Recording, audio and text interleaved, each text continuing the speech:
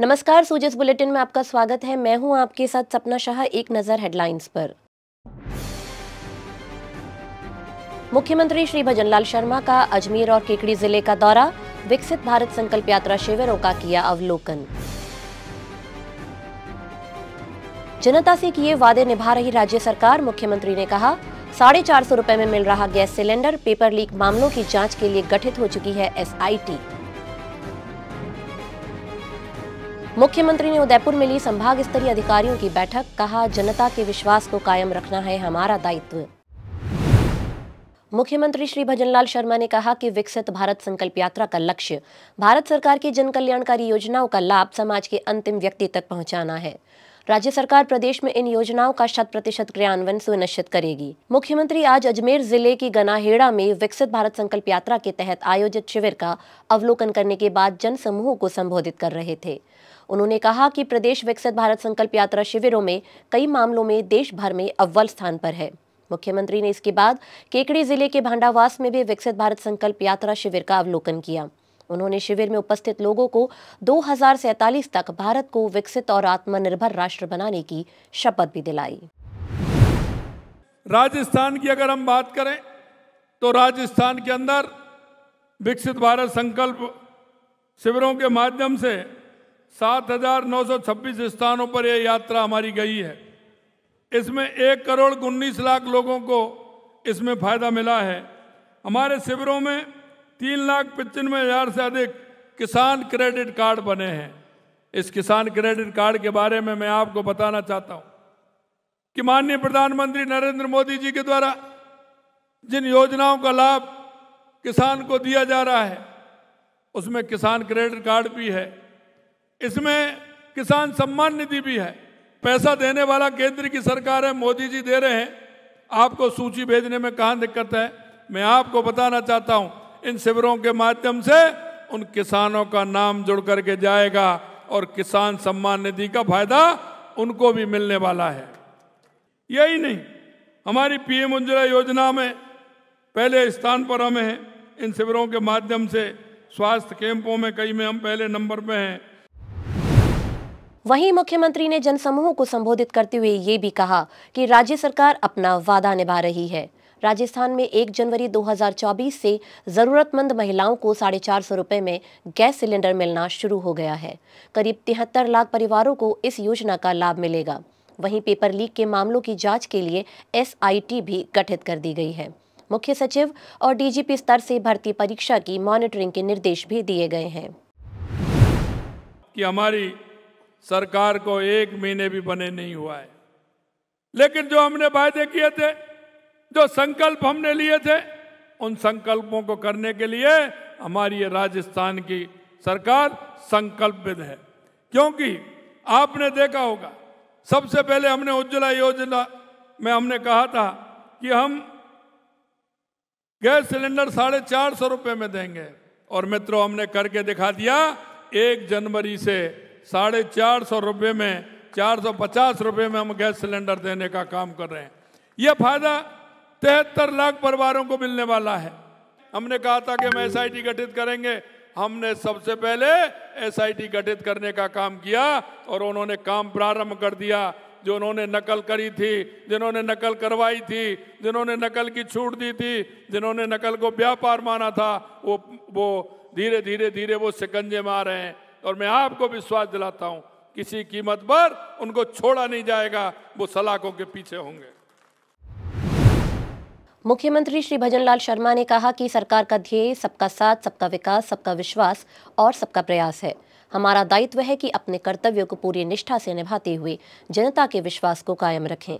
उन्होंने कहा कि सरकार की हर योजना का लाभ अंतिम पंक्ति में बैठे पात्र व्यक्ति तक पहुंचे, इसके लिए अधिकारी पूरी संवेदनशीलता के साथ काम करें।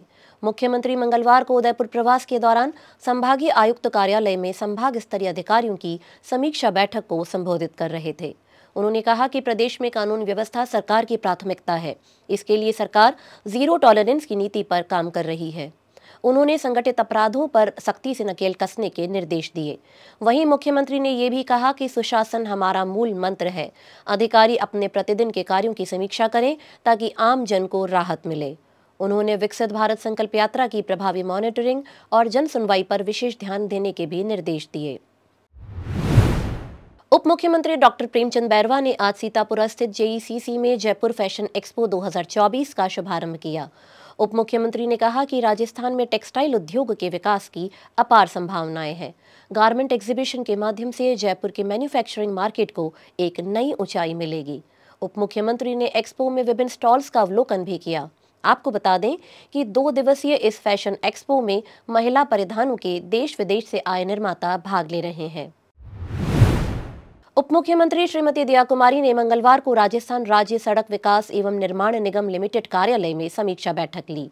उन्होंने केंद्र प्रवर्तित योजनाओं से RSRDC द्वारा करवाए जा रहे मेडिकल कॉलेज, नर्सिंग कॉलेज, अस्पताल और अन्य निर्माण कार्यों को गुणवत्तापूर्ण तरीके से समय पर पूरा करने के निर्देश दिए।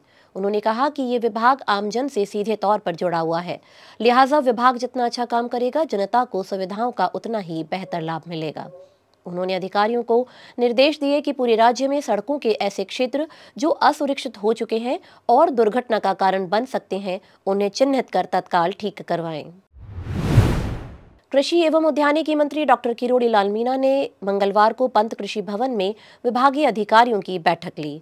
उन्होंने अधिकारियों से विभाग द्वारा क्रियान्वित की जा रही केंद्र प्रवर्तित योजनाओं और प्रमुख गतिविधियों की विस्तार से जानकारी ली। कृषि एवं उद्यानिकी मंत्री ने जल ग्रहण विकास एवं भू संरक्षण विभाग में नवीन जिलों के गठन के बाद अभियांत्रिकी संवर्ग के पदों के पुनर्गठन का अनुमोदन भी किया। जन स्वास्थ्य अभियांत्रिकी मंत्री श्री कन्हैया लाल चौधरी ने मंगलवार को जल भवन में विभाग की समीक्षा बैठक ली। उन्होंने कहा कि जल जीवन मिशन में जो चुनौतियां हैं, उन्हें स्वीकार करते हुए राजस्थान को JJM में ऊपरी पायदान पर लाया जाएगा और प्रदेश के हर ग्रामीण तक घर तक जल कनेक्शन पहुंचाया जाएगा। जलदाय मंत्री ने प्रगतिरत परियोजनाओं की गुणवत्ता पर विशेष ध्यान देते हुए क्वालिटी कंट्रोल विंग को फील्ड में जाकर फिजिकल वेरिफिकेशन करने, सैंपल एकत्र करने और गुणवत्ता खराब होने की शिकायत मिलने पर कड़ी कार्रवाई के भी निर्देश दिए। उन्होंने कहा कि गुणवत्ता से समझौता नहीं किया जाएगा और अधिकारियों की जिम्मेदारी तय की जाएगी। सहकारिता मंत्री श्री गौतम कुमार ने मंगलवार को कार्यभार संभालने के बाद विभागीय अधिकारियों की बैठक ली। उन्होंने कहा कि प्रधानमंत्री श्री नरेंद्र मोदी और केंद्रीय सहकारिता मंत्री श्री अमित शाह के मिशन सहकार से समृद्धि को राज्य में धरातल पर उतारा जाएगा। उन्होंने इसके तहत किए जा रहे 17 नवाचारों पर विस्तार से चर्चा की और कहा कि राज्य के अनुरूप नवाचारों को बढ़ावा दिया जाएगा। सहकारिता मंत्री ने कहा कि सहकारिता विभाग का दायरा बड़ा है और किसी न किसी रूप में राज्य की 1/3 आबादी इससे जुड़ी हुई है। अधिकारी सकारात्मक ऊर्जा के साथ एक सब के लिए और सब एक के लिए की भावना के साथ काम करें। राष्ट्रपति श्रीमती द्रौपदी मुर्मू ने राजस्थान की बेटी दिव्यकृति सिंह को अर्जुन पुरस्कार और महावीर प्रसाद सैनी को द्रोणाचार्य खेल पुरस्कारों से सम्मानित किया। राष्ट्रपति भवन में मंगलवार को आयोजित राष्ट्रीय खेल पुरस्कार समारोह के भव्य आयोजन में उन्हें सम्मानित किया गया। दिव्यकृति सिंह को घुड़सवारी में उत्कृष्ट प्रदर्शन के लिए अर्जुन पुरस्कार और महावीर प्रसाद सैनी को पैरा एथलेटिक्स में उत्कृष्ट प्रशिक्षण देने के लिए द्रोणाचार्य पुरस्कार प्रदान कर सम्मानित किया गया। दिव्यकृति अर्जुन पुरस्कार पाने वाली पहली महिला घुड़सवार है। मुख्यमंत्री श्री भजनलाल शर्मा के पैतृक गांव अटारी में विकसित भारत संकल्प यात्रा शिविर का आयोजन हुआ। शिविर में मौके पर आमजन की समस्याओं का निराकरण किया गया। बड़ी संख्या में जनसमूह इस शिविर में भाग लेने पहुंचा। जिला कलेक्टर श्री लोक बंधु सहित सभी विभागों के जिला स्तरीय अधिकारी और स्थानीय जनप्रतिनिधि इस अवसर पर मौजूद रहे। शिविर में विभिन्न योजनाओं के तहत बड़े स्तर पर पंजीयन किए गए और लाभ प्रदान किया गया। वहीं स्वयं सहायता समूह की 340 महिलाओं ने अपने उत्पाद भी प्रदर्शित किए। शिविर में स्वयं सहायता समूह की महिलाओं को 1.5 करोड़ की राशि का चेक सौंपा गया। शिविर में 26 महिलाओं को मौके पर उज्ज्वला कनेक्शन का लाभ मिला। राजस्थान सरकार का प्रयास, सही जानकारी हो आपके पास। राजस्थान सरकार के समाचारों, महत्वपूर्ण निर्णयों और सभी योजनाओं की सटीक और सही जानकारी आपको मिलती है सूजस ई-बुलेटिन, सूजस वीडियो बुलेटिन और सूजस आवाज पॉडकास्ट के साथ। इसके लिए फॉलो करें हमारे YouTube channel @DIPR Rajasthan official और फेसबुक पेज और X handle DIPR Rajasthan. Rajasthan सरकार से जुड़ी दिन भर की महत्वपूर्ण खबरों के लिए आप सूजस ऐप भी डाउनलोड कर सकते हैं। आज के बुलेटिन में फिलहाल इतना ही। कल फिर होगी आपसे मुलाकात। तब तक के लिए नमस्कार।